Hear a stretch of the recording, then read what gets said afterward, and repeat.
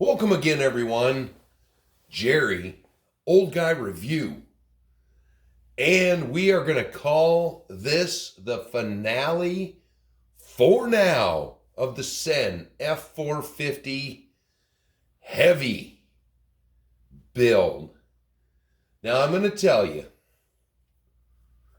I didn't get to where I really wanted.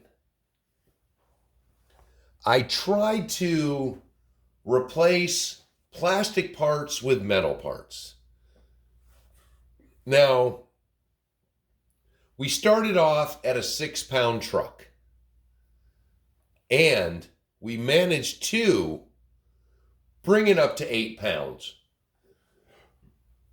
2 pounds, not a huge deal in my book, but I am not done. I have found, since the last video, when I told you guys that this truck had dog bones everywhere. Well, now they make CVDs for it, constant velocity drives. Now I've learned the correct terminology again. But I am not done with ideas for weight, which, in case we haven't been following this is the third video. I did not want to build a shelf queen. I did not want to throw tons of money at it, which I did, but there was a lot of things I wanted to try to do and to show you guys that it doesn't have to be all money thrown at it to make things better. And I feel I have succeeded completely with the looks of this truck, because I did, which I will go over it again for any new viewers, but all of the exterior of this truck, minus the roof lights, the side mirrors, the little side running lights, everything else has just been painted, textured to make this truck my own and make it look different from all the other ones out there. Now, a lot of the commenters have told me, yeah, I don't really see a use for a towing rig. I just don't see a use. Well, yes, I am going to make this a towing rig. I may even put the fifth wheel kit in it to see, if it works with, say, my gooseneck trailer, which is ginormous because it's an HG. But I still don't have the weight that I want, because for a good towing truck, and I'm just going to apologize now. Of course, most of you know I'm in Alaska, and it's only about 20 degrees outside right now, so the workshop thinks it needs to heat it, which I don't mind. But I am going to go to extremes now with this truck to make it heavier, to possibly get it up to a 10-pound truck. That is my goal. At 10 pounds, this truck should tow everything. I can use it for a recovery vehicle. I can use it to tow. I've put the locking diffs in it now, so I really want to see what I can get it to do. But again, I started this build late in the season. Winter has come. And let me explain the newfangled crazy Alaskan winter.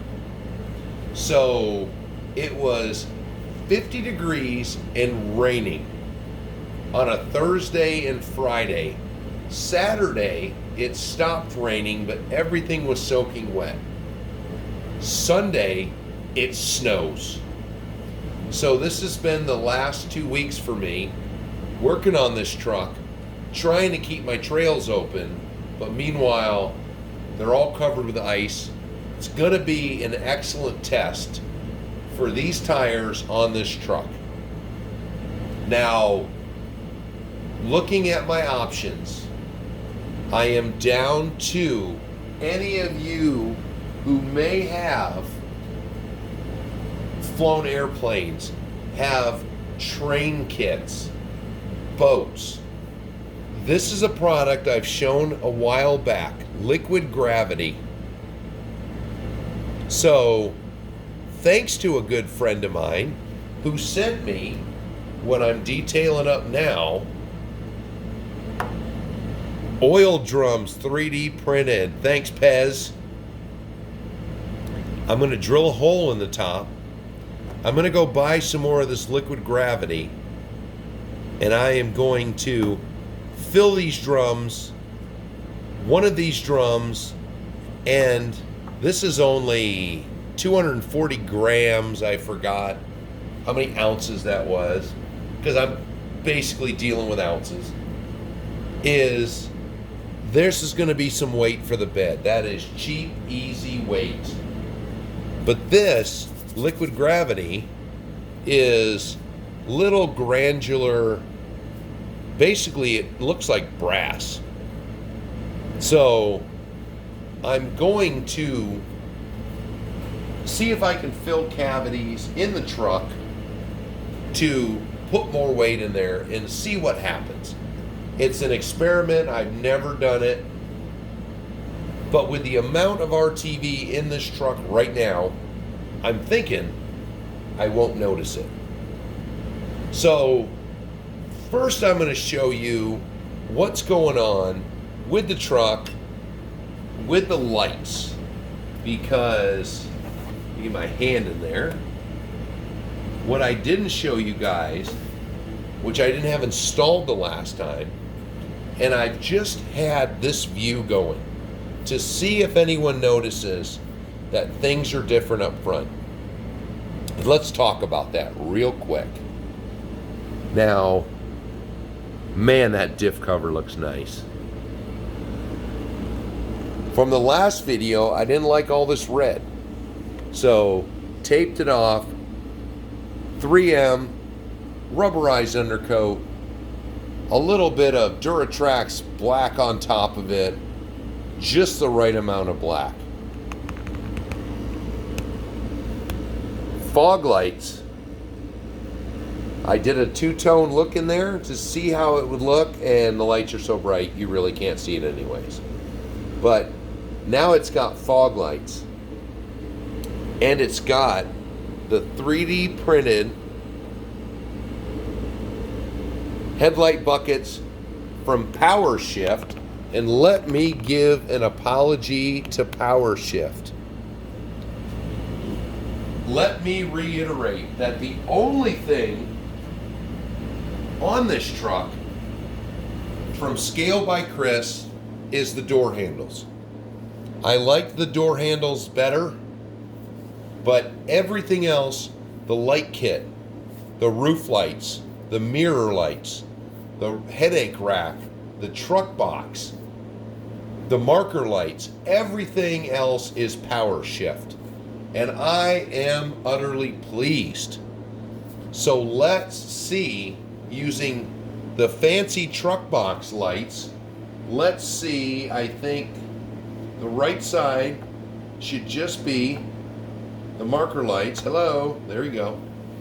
It is just the halos on the front, halos, fog lights, roof lights, mirror lights, which I thought was the perfect combination of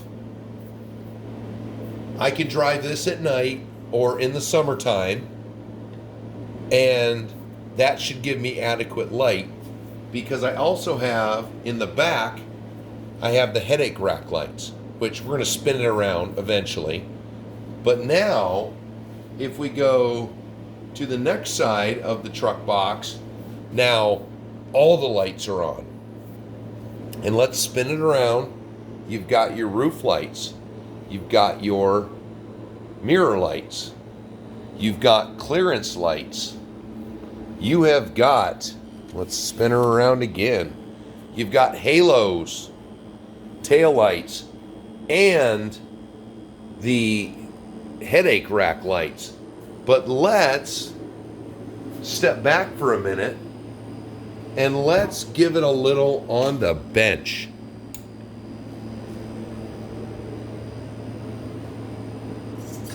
Why that's buzzing, I don't know. So that is the gypsy wagon of lights. Halos, that is cool. These halos do not have any justice on the bench, but they look fabulous. And of course, not the best night. We're going to do some driving outside, but just look at the light ups the front.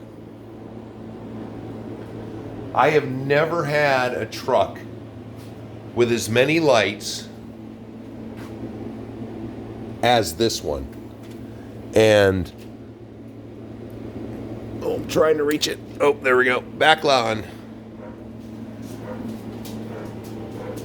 Just an excellent, excellent representation of a truck. Now I'm going to tell you, this, with this nice little power shift setup, which, let me bring it over to you really quick. So let's see if we can do a twofer here. So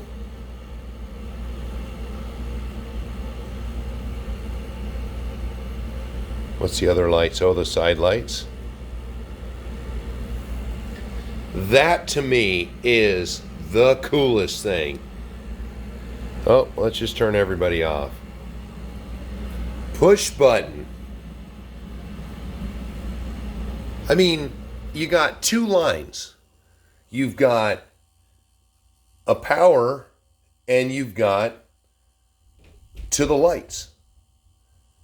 And then even though I detailed that up, you know, they're made inside. That is just, see, and I barely touched it, and it wants to come back on. You just got to remember exactly where the button actually is. I mean, how much more convenient? Now, I will tell you, as we spin around, you know, I did the cowling because it needed to be black.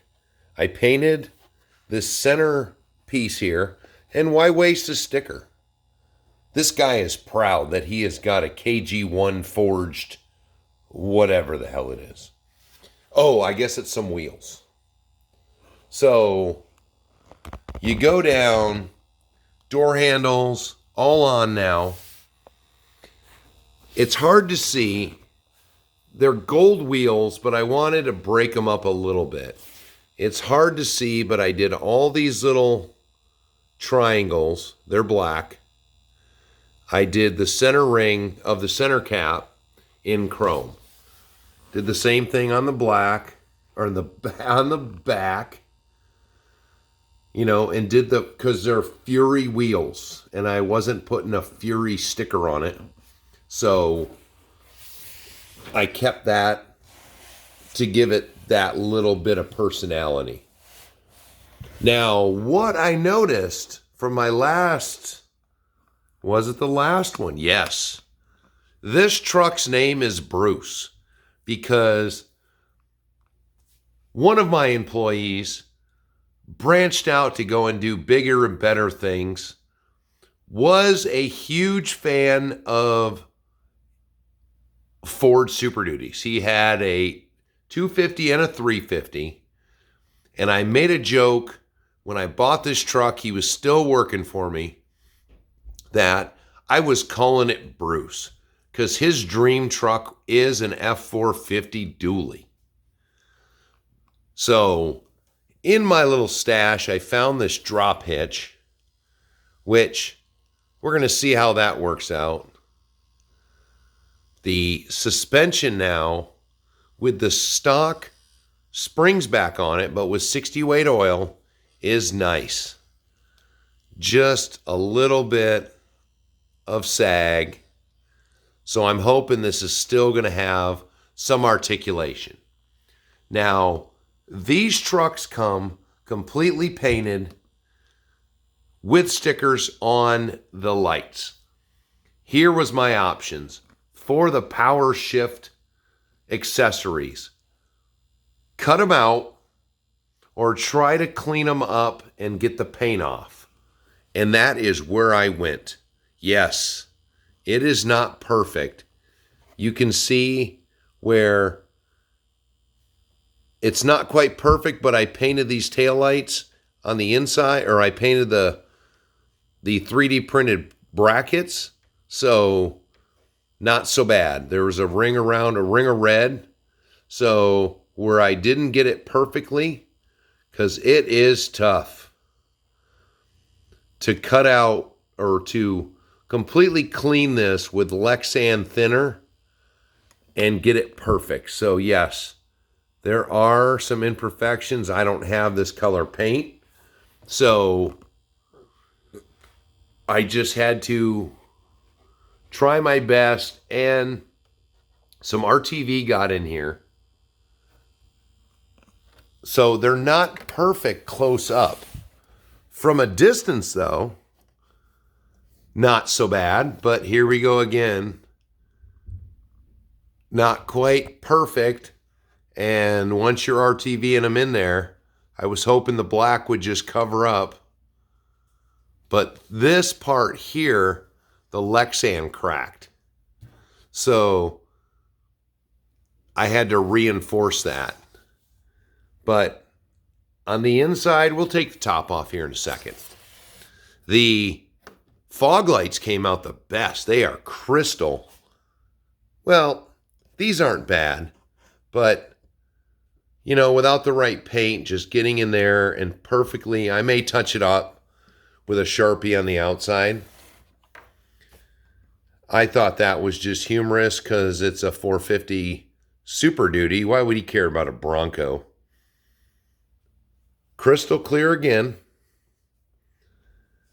Very clear. When I got done cleaning it with Q-tips and Lexan thinner, which I don't know if anyone else makes it still. I've got some left. It says it's a lacquer thinner, but this is what, you know, when I used to buy all my Pacta paints, this was for mending Lexan. So, don't know. But got in there with a Q-tip, with the thinner, and just thinned it out. And when I got done, I tried something new. Meguiar's plastic. It says it's for cleaning headlight assemblies, so I was like, I'm going to try that. And I did. And I tried it. Whoa, we're just going to keep flailing around with a Dremel, and there's the wheel. Buffed it out with that wheel, where that thing is wore out. That's the second wheel. So, a lot of work that I didn't think I'd have to put into this truck. But let's take off the top. And there it is, off. So, there's the truck. An area to put more weight in the back. I see that the new F250 has the battery all the way back here. So this may be, well, let me look real quick. Oh, I may be able to move mine back here. And then if I move that, there's a plate up here. I could put some more weight up here. Put some more weight on the wheels. Not a lot up front, maybe something up in here, but Here's something to look forward to if you do one of these power shifts. Now, I'm going to tell you, this is one of my neatest wiring installs. Not only did I use more RTV and some wire hooks here and here, it runs perfectly. It keeps these marker lights, which were a pain. Oh, I guess that one's got a little red on it still. I wanted to paint those so, it wasn't a bunch of red wires sitting there. And I did what I thought was immaculate RTVing until I let it dry, which it took 2 applications to get the lights to stay where I wanted to, and then put the lights in it, and then cover up where I thought the lights were, making it very neat looking. Until I plugged it in when it was dry and saw where all the light was seeping through. So, yes, this is RTV and a screwdriver. It looks ugly. But you know what? There's no light seepage. The wiring is, this one was a little short, but here is the 2 power wires that control that whole box. Everything else is in that box. The front wires, again, mirror lighting, roof lighting, everything is beautiful. And then you get up here, and it got ugly again. But no light seepage, RTV, indestructible, flexible, should last quite a long time unless one of the lights burns out, and then I'm just screwed. But the power shift kit comes with this nice little plug, plugged it into the 3rd channel on the truck. I had it to the battery first, the battery plug, but I don't think it puts out good enough voltage to fire up both of these. And then I just made my own extensions. So I have new plugs right there. They're heat shrink, they're soldered, but I just put a little black tape on them just for protection, just in case they fall out. But they plug into those 2 plugs, and boom. Then you don't have to, if you don't take the body off, you don't have to worry about them. But there it is. That is the truck for now. Let's bring it back. And there it is again, all back. The next time you see it, it's going to be driving, hopefully impressing us all. But I will tell you, with all these accessories on it, with the body bolted together, with the RTV, and with some rubber O-rings that I conveniently got from my place of employment, this truck, it rattles now because I don't have the pins in it, but it doesn't have that annoying rattle. The only thing is all this stuff in the middle gives it a little bit of flex. But hey, I am completely pleased with the way this went, and I am open to questions. Does anyone have any questions of what I did or how I did it? And as always, I appreciate every one of you who stops by to view my content, to leave me comments. Keep it up, and like and subscribe if you haven't. This is a completely interactive show. I will answer your questions. I put my email for the channel in the comments. If you have a question, ask me. And if I have something here to show you, I will make you a video. So until the next one, this is Jerry, Old Guy Review, signing off.